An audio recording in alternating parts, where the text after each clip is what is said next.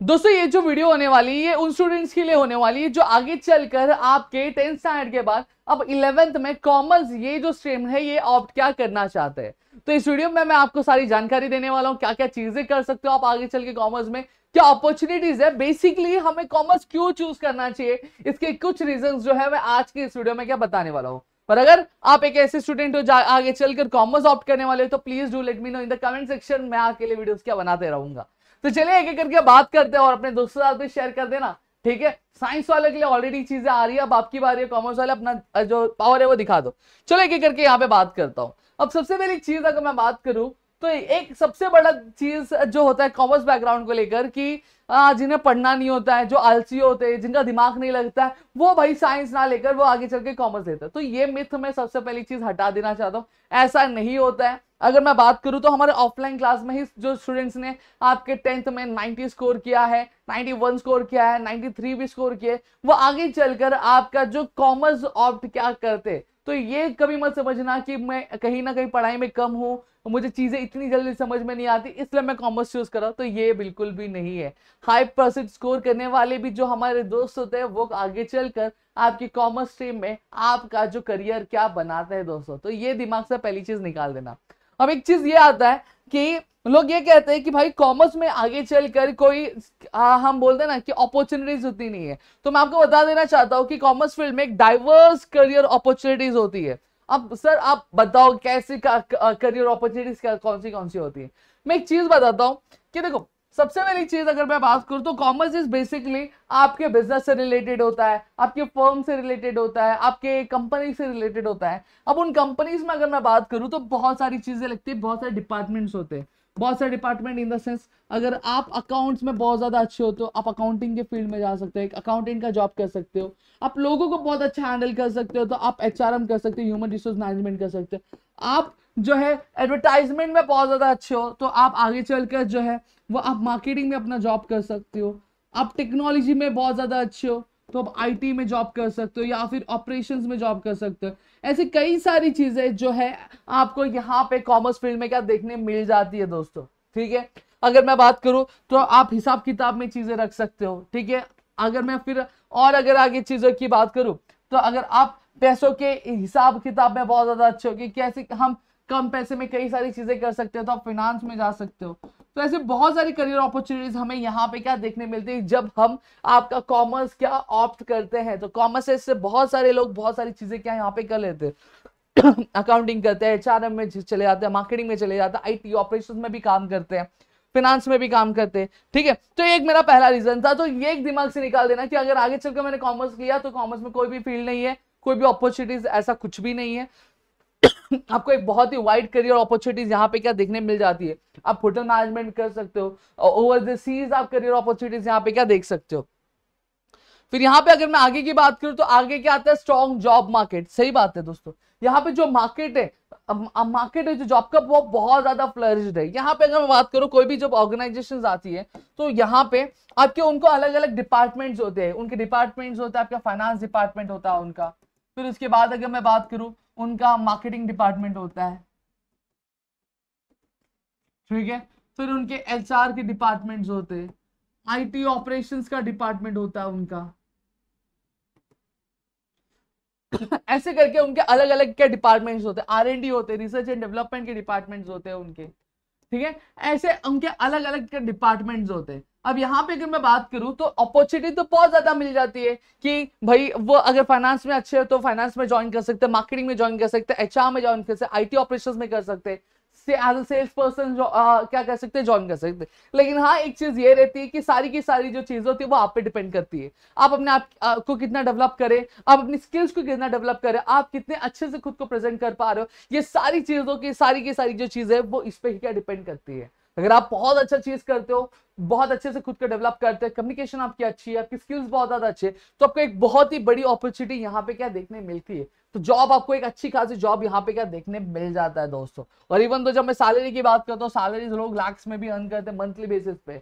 अब यहाँ पे अगर मैं बात करूं तो सिर्फ आपको जो सैलरी तो मिलती है, कॉमर्स डिपार्टमेंट में एक चीज और होती है कि आपको सैलरी तो मिलती है, सैलरी के साथ आपको क्या होता है, ये आपकी एक बेसिक सैलरी होती है जो आपको हर मंथ क्या मिलती ही मिलती है। लेकिन साथ ही साथ एक चीज और यहाँ पे ऐड हो जाती है जिसे हम बोलते हैं इंसेंटिव्स बोलते हैं। अगर आप एक मार्केटिंग डिपार्टमेंट में जाते हो तो यहाँ पे इंसेंटिव्स मतलब कमीशन, जैसे फॉर एग्जांपल अगर आपने एक प्रोडक्ट बेचा तो उस प्रोडक्ट पे आपको इंसेंटिव्स रहते हैं। तो अपने सैलरी के अलावा भी आप बहुत सारे जो अपॉर्चुनिटीज होती है जहां पे आप मॉनेटरी टर्म्स में आप पैसे क्या कर सकते हो, अर्न क्या कर सकते हो। सैलरी तो आने वाली है, लेकिन सैलरी के अलावा भी लोग क्या बहुत ज्यादा अच्छा खासा क्या यहाँ अर्न करते हैं। अगर मैं बात करूं खाली इंसेंटिव्स भी लोग लैक्स में क्या अर्न करते हैं। फिर आता है फाउंडेशन फॉर एंटरप्रेन्योरशिप। अब आप एक ऐसे बंदे हो जो आगे चलकर बिजनेस करना चाहता है, तो भैया कॉमर्स अच्छा स्ट्रीम नहीं है आपके लिए, जहां पे कॉमर्स में आपको एक समझ देता है कि अभी जैसे फॉर एग्जांपल मैं कॉमर्स के सिलेबस की ही बात कर लेता हूं। यहाँ पे आपका एक सिलेबस है, एसपी की ही बात करते हैं। एसपी में बेसिकली आपको एक समझ देता है कि एक बिजनेस चालू करने के लिए हमें क्या क्या चीजें चाहिए रहती है। हमें यह बताता है कि बिजनेस कितने टाइप के होते हैं, जैसे सोल ट्रेडिंग फर्म क्या होता है, पार्टनरशिप फर्म क्या होता है, उसके लिए रूल्स क्या है, उसके लिए गाइडलाइंस क्या होती है, एक जॉइंट स्टॉक कंपनी कैसे फॉर्म होती है, प्राइवेट कंपनी किसको बोलते हैं, फिर उसके बाद पब्लिक कंपनी किसको बोलते हैं, ये चीजों के बारे में बताता है। फिर एक बिजनेस के साथ ही साथ बिजनेस के बाकी जो ऑर्गन्स क्या होते हैं, जैसे इंश्योरेंस क्या होता है, बैंक किस तरह का रोल प्ले करता है, फिर ट्रांसपोर्टेशन किस तरह का रोल प्ले करता है, कम्युनिकेशन किस तरह का रोल प्ले करता है, ऑनलाइन डिजिटल मार्केटिंग कैसे की जाती है, ये सारी चीजों के बारे में आपको एक जिस आइडिया क्या देता है कॉमर्स। समझ में आ गया।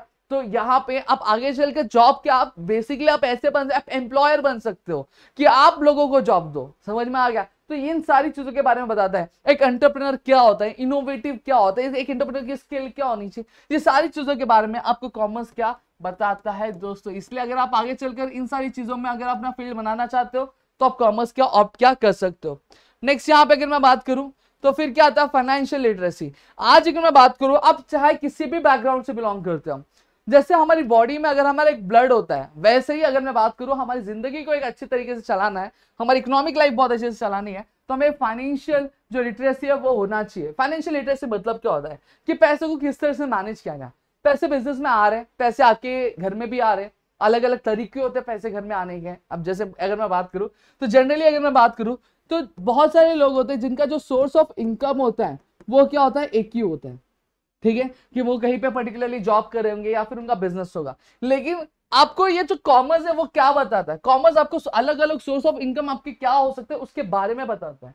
जैसे अगर मैं बात करूं, कॉमर्स आपको ये बताता है कि एक आपकी जॉब तो होगी, चलो वो तो है ही, या फिर आपका जो बिजनेस होगा वो तो है, लेकिन साथ ही साथ आपको ये बताते हैं कि आप पार्ट टाइम कैसे अर्न कर सकते हो। जैसे फॉर एग्जांपल अगर मैं बात करूं तो आपका एक सोर्स ऑफ रेवेन्यू कैसे होते हैं, आपके पास घर में कुछ पैसे पड़े हुए हैं, आप उसको स्टॉक में डाल दो, तो आप स्टॉक ट्रेडिंग करके आप अच्छा खासा पैसे अर्न कर सकते हो। आपके पास पैसे पड़े हुए हैं, आप क्या करना चाहते हो, ऐसी आइडियल पड़े आपके बैंक में ऐसे पड़े हुए, आप क्या कर दो, किसी को as an capital as a loan दे दो, उस पर आपको इंटरेस्ट आएगा, ये आप चीज कर सकते हो। या फिर आप क्या करो, उसको कहीं पे इन्वेस्ट कर दो। ठीक है, आप इंश्योरेंस क्या होता है, जैसे आपके इंश्योरेंस आप ले लो कि अगर आपकी कोई प्रॉपर्टी उस पर इंश्योरेंस ले लो, तो इससे क्या हो जाएगा, आप सिक्योर हो जाओगे, जिससे कहीं ना कहीं आपका जो डूबने वाला पैसा या फिर आपका जो नुकसान है वो क्या हो जाएगा, वो कम हो जाएगा। तो ये सारी चीजों के बारे में नॉलेज कौन देता है, आपको कॉमर्स देता है। 12th में जाओगे, आपको इंश्योरेंस के ऊपर एक अच्छा खासा टॉपिक है भाई, फायर इंश्योरेंस हो गया, आपका मरीन इंश्योरेंस हो गया, तो इसके ऊपर आपको एक लाइफ इंश्योरेंस हो गया। इन सभी चीजों के बारे में आपको नॉलेज कौन देता है, कॉमर्स देता है भाई। समझ में आ गया, तो ये आपको क्लियर हो गया। फिर उसके बाद अगर मैं बात करूं ग्लोबल अपॉर्चुनिटीज है। Global opportunity in the sense क्या है, ग्लोबल अपॉर्चुनिटीज मतलब आप जरूरी नहीं है कि आपने कॉमर्स किया तो आप कॉमर्स में आप इंडिया में ही क्या रह जाओ। आज यहाँ पे अगर बात करूं तो वर्ल्ड वाइड अपॉर्चुनिटीज होती है। अगर मैं बात करूं तो यहाँ की कंपनी अगर इंडिया की कंपनी है, उसको अगर एक अकाउंटेंट चाहिए रहता है, तो सेम चीज अगर एक फॉरेन कंपनी है उनको भी अकाउंटेंट चाहिए रहता है, उनको भी एक सेल्स पर्सन चाहिए रहता है। समझ में आ गया, क्लियर हो गया, उनको भी एक HR चाहिए रहता है। ये सारी चीजें मैंने कहा ना कि सारी की सारी चीजें जो रहती है वो आपके नॉलेज और आपकी स्किल पे क्या मायने रखती है कि आप किस तरीके से अपने आप को चीजें में डेवलप कर रहे हो, किस तरह से ढाल रहे हो। आज लोग हैं, लोग 12th करते हैं यहाँ पे, फिर फॉरेन में जाके अपनी स्टडीज करते हैं, और वहां पे भी उनको कुछ लोग ऐसे भी जो ग्रेजुएशन शायद यहाँ से करते हैं, लेकिन उनकी जो जॉब्स होती है उनको फॉरेन में भी क्या अलॉटेड रहती है। तो ये वर्ल्ड वाइड अपॉर्चुनिटी, ऐसा नहीं है कि आपने एक पर्टिकुलर फील्ड में या पर्टिकुलर जगह ही आपने स्टडी किया, नहीं, आप अलग अलग जगह पे जाके अलग अलग चीजें क्या कर सकते हो यहाँ पे। ठीक है, तो आपकी जॉब की अपॉर्चुनिटीज आपको ग्लोबल भी मिल सकती है। डायनेमिक एंड इवॉल्विंग फील्ड, देखो कॉमर्स के जो बंदे होते हैं उनको एक जो चेंजिंग एनवायरमेंट होता है वो अडेप्ट करना पड़ता है। अब यहाँ पे अगर मैं बात करूं तो वो कहीं ना कहीं बहुत ज्यादा अपडेटेड होते हैं, नई टेक्नोलॉजी क्या आ रही है, नई पॉलिसी क्या आ रही है गवर्नमेंट की। ठीक है, फिर साथ ही साथ मार्केट में क्या ट्रेंड चल रहा है, इन सभी की चीजों के बारे में उनको एक अच्छा खासा क्या नॉलेज क्या रहता है। क्योंकि नए नए ट्रेंड के बारे में उनको पता चलेगा और उनको वो अडेप्ट करना रहता है, क्योंकि आगे अगर वो जॉब करे तो उनकी जॉब में वो चीज हेल्पफुल होती है, अगर वो बिजनेस करे तो बिजनेस को उस तरह से मॉडिफाई करना पड़ता है। तो इस चीज के बारे में आपको अच्छी खासी क्या नॉलेज क्या मिल जाती है। फिर यहाँ पे critical thinking and problem solving, यहाँ पे मेन फोकस क्या होता है कि अगर कोई मैनेजमेंट है, मैनेजमेंट में अगर काम चल रहा है, तो यहाँ पे जो कॉमर्स वाले बंदे होते हैं वो उस प्रॉब्लम को क्या सॉर्ट आउट करने की क्या कोशिश क्या करते हैं, क्या चीज को किस तरह से बेहतर कर सकते हैं। अगर फाइनेंस कम है तो फाइनेंस को हम किस तरह से, अगर पैसे कम है बिजनेस में तो उसको रेस कैसे करना है, इस चीज के बारे में सोचा जाता है। और रेस किया जाए तो कम कॉस्ट ऑफ कैपिटल, मतलब कम ब्याज पे कैसे रेस किया जाए, इस चीज के बारे में भी क्या ध्यान देते हैं वो। क्लियर हो गया। तो यहाँ पे ये आपको एक अच्छा खासा अपॉर्चुनिटी देखने मिल जाता है। फिर उसके बाद अगर मैं बात करूं,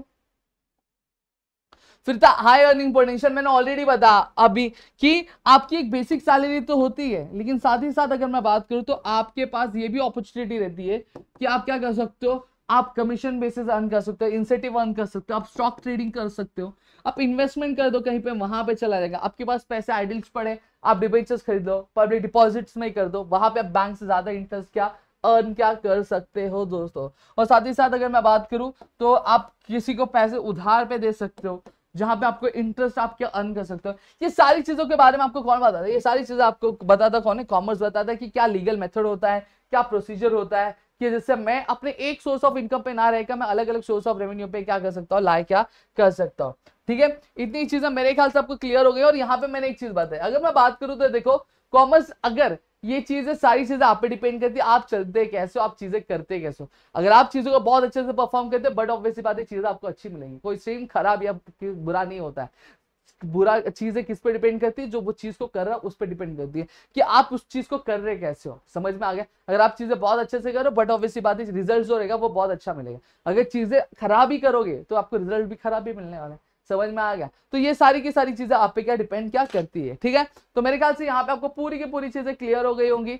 आपको समझ में आ गया, समझ में आ गया है तो वीडियो को लाइक कर दो, चैनल सब्सक्राइब नहीं किया तो चैनल को सब्सक्राइब करना, अपने दोस्तों शेयर करना, और यहाँ तक अगर वीडियो देख रहे हो तो प्लीज एक कमेंट सेक्शन में एक हार्ट तो जरूर क्या बरसा देना। चलो मिलेंगे अगली वीडियो में, तब तक के लिए घर पे रहो सुरक्षित, अपना ध्यान रखना दोस्तों। जय हिंद दोस्तों।